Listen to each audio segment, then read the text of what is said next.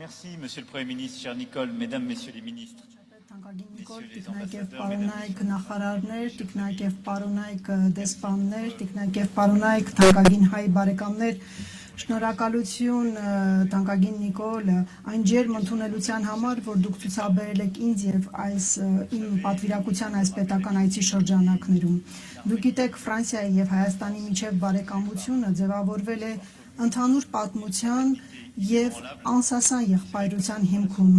եւ այս հարաբերությունները այժմ նոր շրջադարձ են ապրում այս պետական այցի շրջանակում։ Իմ վերջին 18 թվականին Երևան կատարած այցից ի վեր Հայաստանն անցել է նշանակալի ճանապարհ։ Հայաստանն անցել է պատերազմի միջով, այնուհետև հաստատել է խաղաղություն, այնուհետև բարգավաճություն, ես հիշեցրեցի այդ մասին, Հայաստանի հնայի միջին տարեկան աճը կազմել է գրեթե 6% վերջին տարիներին, եւ մենք տեսնում ենք, թե ինչքան կան սպասելիքներ, խոստումներ։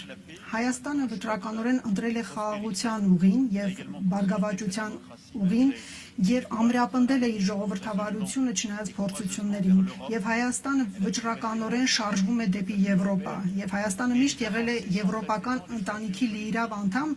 բայց այդ առաջընթացը եվրոպական քաղաքականության ոլորտում կարելի ասել ակնհայտ է ինձ համար այս վերջին 2 օրերին եւ այս ամենը 8 տարի առաջ հնարավոր չէր պատկերացնել, այսինքն կազմակերպել եվրոպական քաղաքական համայնքի հանդիպում Երևանում, կազմակերպել Եվրոմիություն եւ Հայաստան գագաթնաժողով Երևանում հնարավոր չէր պատկերացնել։ Այսօր մեր երկու երկրների միջև Հայաստանի եւ նաեւ Եվրոմիության միջև հարաբերությունների հիմքում ընկած է ներուժի զարգացումը։ Այսօր մենք նախապատրաստել ենք նոր փուլ ավելի հեռուն գնալու համար, մեծացնել ավելի շատ ներդրումները տարբեր ուրեմն եվրոպական դարպասների ծրագրի միջոցով, ավելի մեծացնել գործընկերությունը պաշտպանության ոլորտում եւ նաեւ վիզաների ազատականացումը Եվրոմիության հետ։ Սրանք այն ծրագրերն են, որոնք կարող են ամրապնդել իրավական պետությունը եւ ավելի մերձեցնել մեր երկրները։ Սրանք կարևոր փուլեր են այս ճանապարհի վրա եւ վերջին օրերին մենք դրանք ավելի ամրապնդեցինք։ Վերջին 8 տարիների ընթացքում երկկողմ հարաբերությունները նույնպես զգալի առաջընթաց են ապրել եւ այն համաձայնագրերը, որոնք մենք այսօր ստորագրեցինք, ապացուցում են դրանց բազմազանությունը։ Այս համերաշխությունը նույնպես ավելի առարկայական է դարձել տարիների ընթացքում։ Այս համերաշխությունը հիշում եք 88 թվականի երկրաշարժի ժամանակ, ինչպես նաեւ 2020 թվականին բնակչությանը, տեղահանված բնակչությանը աջակցելու գործում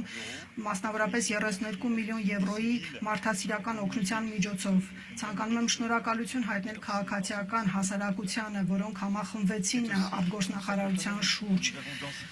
Նաև տնտեսական հիմքի վրա է ընդլայնվում մեր հարաբերությունները։ Այդ դուք հիշատակեցիք կապակցվածության շրջանակում համաձայնագրերը Վանսի կոնստրուկցիոն եւ Ռազելբեկ ընկերությունների հետ համաձայնագիրը, որով կմեկնարկի Բարգուշատի թունելի կառուցման ծրագիրը, որը շատ սպասված էր այս կապակցվածության առումով եւ մենք շատ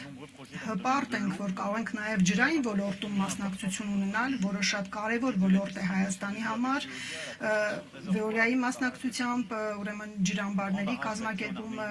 Վեդիի ջրամբարի կառուցումը, որը անկախությունից ի վեր Հայաստանում ամենամեծ կառուցված ջրամբարն է, ռոռոկման համակարգերի վերականգնումն ու արդիականացումը։ Հայաստանը, Ֆրանսիան ներկա է Հայաստանում իր այս ծրագրերով, զարգացման ֆրանսիական գործակալության աջակցությամբ, որը կարևոր նաև գործընկեր է ներառական եւ կայուն զարգացման ոլորտում եւ մենք ուրախ ենք, որ նա կարողացել է իր դերը ավելի ամրապնդել տարբեր ոլորտներում։ Վերջին տարիներին մենք նաև նոր փուլ ենք թևակողել։ Մենք նաև պաշտպանության ոլորտում ենք գործընկերություն հաստատել։ Ռազմավարական գործընկերությունը, որ մենք այսօր ստորագրեցինք, ավելի ամրապնդում է այս համագործակցությունը։